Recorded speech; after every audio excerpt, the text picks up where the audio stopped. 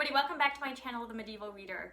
So this is the final video in my 4-part series on what's on my bookshelves. So this is the last part of my bookshelf tour. Golden Spices, The Rise of Commerce in the Middle Ages by Jean Favier.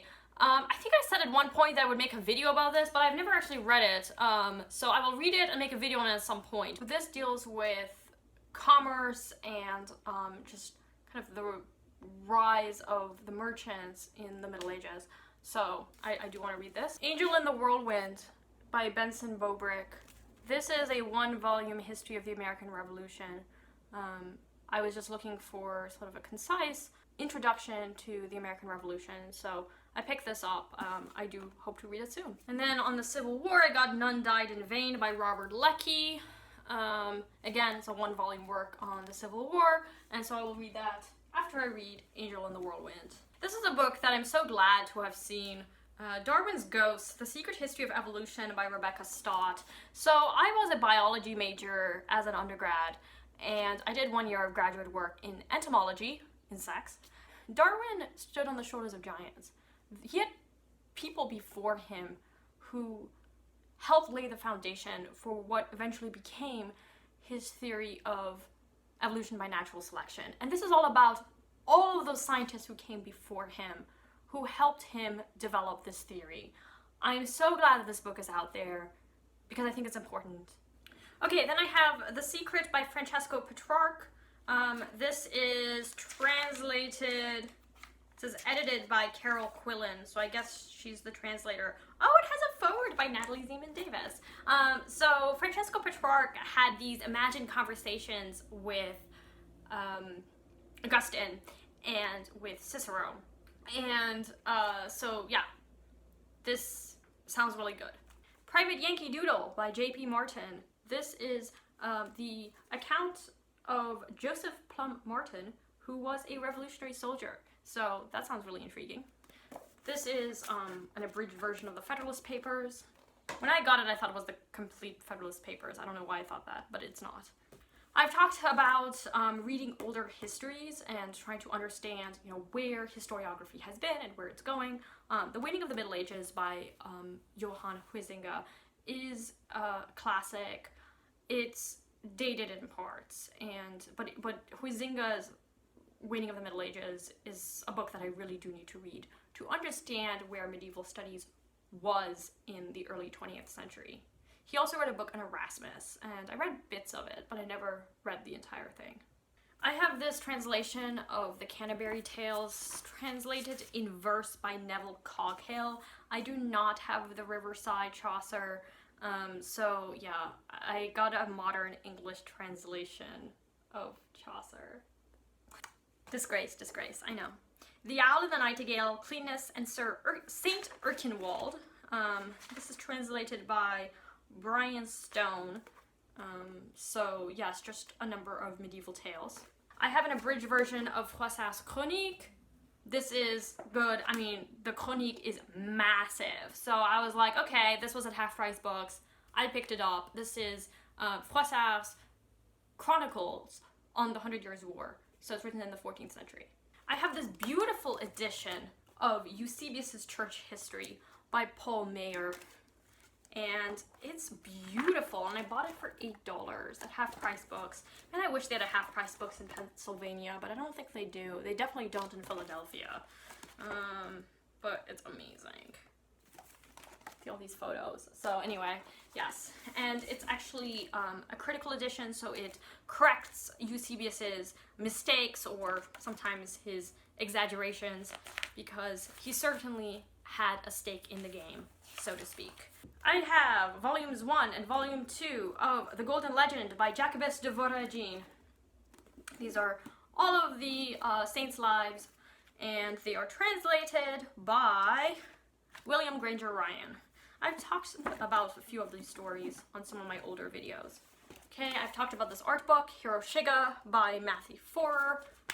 Here's a beautiful artwork. Yeah, so this is Japanese woodblock. Every French lit student who works in the graduate level should get a new history of French literature, edited by Denis Ollier. This is quite cheap. I think it's like $8 on Amazon, and it's got hundreds and hundreds and hundreds and hundreds of brief academic articles about, you know, major literary works throughout the centuries in France, and not actually in France, but in the French language. So it also deals with Francophone literature. Really, really good. It's absolutely imperative that you have it if you're working on French lit. Okay, the Odyssey, I have two translations. I have the Robert Fagles translation, which is the most famous, and then I have the Emily Wilson translation, because Emily Wilson is a professor at Penn, and of course I was going to support her translation. So, and this is an autographed copy. Ooh, I get to show the autograph. There's an autographed copy of the Odyssey. So, I will read this and get back to you, but I've read the Robert Fagles translation multiple times. It's very, very good.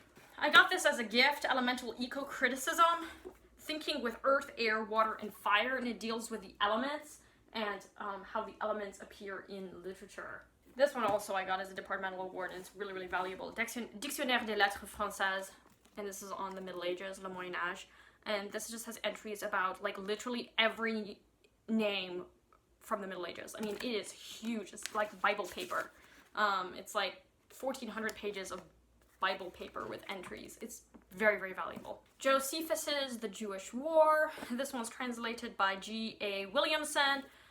This is an important work on destruction of the temple and also just the political turmoils in first century Roman Empire. So, yeah. Plato's Republic. This I got for free. I might actually donate it. I've read Plato's Republic before, but I do not need this free edition. I'll just donate it. I have Plato's Symposium and the Death of Socrates. My video on the symposium is my most watched video. So, yeah, maybe you might find it valuable too. I was very, very surprised that it's been so viewed, but I'm glad it has been helpful for people. I do want to read Plato's other dialogues. The Nicomachean Ethics by Aristotle, translated by David Ross. I have Ferdowsi's Shahnameh, the Persian Book of Kings. So just as the Odyssey and the Iliad are epics, are Greek epics, and the Aeneid is Roman epic, the Shahnameh is a Persian epic, and this is something I've been wanting to read. This is the most complete English translation of the Shahnameh. The translator is Dick Davis, Emeritus Professor of The Ohio State University. Pilgrim at Tinker Creek by Annie Dillard. Have not read this, but it's nature writing, and I want to read it. And Moby Dick by Herman Melville. I absolutely love this book. I've only read it once, and that's rare for books that I consider my favorites, but I mean, I was so blown away by this work that it has suddenly become my second favorite book of all time. I do hope to reread it soon. And then I have some spiritual works, so I want to go through these pretty quickly. Revelation of Divine Love by Julian of Norwich. This one is translated by John Skinner. This is From Jesus to Christ, The Origins of the New Testament, Images of Jesus by Paula Fredrickson. Paula Fredrickson is my go-to for the history of Second Temple Judaism and particularly its influence on the New Testament and Pauline's epistles in particular. Now this is about the Gospels. I generally prefer her writings than Paul, and basically like what she says is what I go with. Like it's her views on Paul that I think are the most convincing. Collected Poems of Wendell Berry. Wendell Berry is a Kentucky author who is loved in Kentucky, and then outside of Kentucky no one knows who he is. He is an essayist, a short story writer, a novelist, a poet. I mean, this guy writes about the environment, he writes fiction, I mean, he writes everything. And his poems are elegiac poems, which is my favorite type. They just kind of have this moral element to it, but they also deal with the environment, and they're kind of spiritual, and I just absolutely love his poetry. Paradise Lost by John Milton. I've read most of this, but I have not read the entirety of it, and I want to at some point. Life in Christ, a spiritual commentary on the letter to the Romans by Raniero Cantalamessa. He is the preacher of the papal household, a Capuchin friar, and this sounds really interesting. And he also quotes Kierkegaard a lot, and I love Kierkegaard. Speaking of Kierkegaard, I have Purity of Heart is to Will One Thing by Søren Kierkegaard. This is the companion to Works of Love. Both are absolute masterpieces and should be read by everyone. The Seven-Story Mountain by Thomas Merton. I got this because everyone has read it, and I've visited Gethsemane Abbey in Kentucky a few times. I'm not particularly partial to the Benedictines, but this is a modern classic, and it's his conversion story, so, you know, I'll read it. I have a Hildegard of Bingen reader, translated by Carmen Acevedo Butcher, and I really do want to read her play. She has a play, a morality play in here, that I would like to read. The Play of the Virtues, as it's called. The Abolition of Man by C.S. Lewis. I haven't read this one. He Leadeth Me by Walter Chisek. This is about a man who, he was convicted of being a Vatican spy and then was living for 23 years in Soviet prisons and labor camps of Siberia. So, wow, okay, this is gonna be really hard-hitting. G.K. Chesterton's Francis of Assisi. I have very mixed feelings about this. I did get this as a gift. I read this years ago, and at the time I loved it, but now reading it as, from a historical perspective, I feel like Chesterton really does not know his history.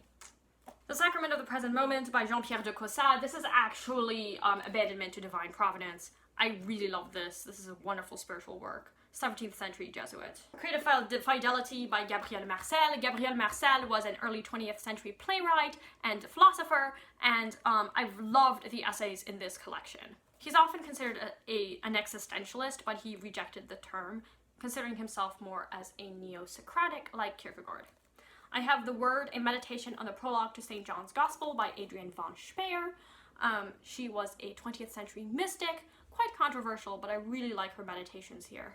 Searching for and Maintaining Peace, a small treatise on peace of heart by Father Jacques Philippe. Jacques Philippe is wonderful, very digestible, and a really good modern Catholic spiritual writer. Into Your Hands, Father, Abandoning Ourselves to the God Who Loves Us by Wilfred Stinnesen. This is one of the most valuable spiritual works in my collection. I think it is absolutely brilliant. Written by this Belgian Carmelite in the first half of the 20th century, and it's just all about just abandoning one's will to God. Like, it's great, and it's super short. And then I have a few things that are definitely less spiritual. I have War of the Whales, a true story by Joshua Horowitz. I don't know, I'm thinking about donating this book because I do not like how the women are represented in this book. I think that and it's also very slow going. I might donate it. And yeah, that is it. I hope that this bookshelf tour was interesting to you. Let me know if you've read any of these books. I'm sure you have. And I will talk to you later. Bye now.